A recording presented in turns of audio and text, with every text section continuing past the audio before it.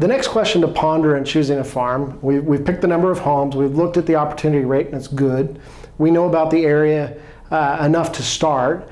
We know the product, it's convenient, there's no dominant agents yet.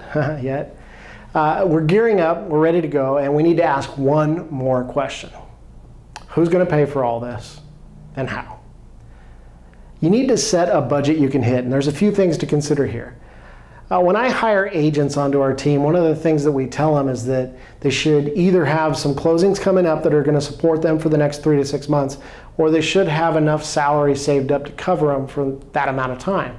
Because you know how real estate is. The work you're doing now isn't going to make a difference in the bank account for at least a month, usually more. And that's if your leads are buying or listing today.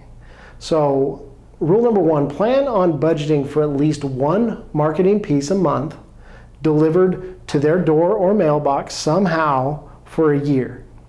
Results are not immediate. You're not going to send 3 pieces and imprint your brand in their minds. Results and rewards take time. Don't expect any return for at least 6 months to a year. So the question of who's going to pay for all this and how is answered you and any co-branders if you can find some, and by budgeting at least a year's worth up front. Now, there's opportunities there. Does the community already have a newsletter that you can partner with and share the marketing costs in exchange for an exclusive advertisement?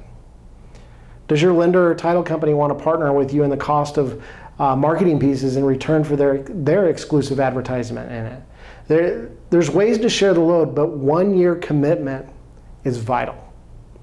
Now, a word on co-branding though.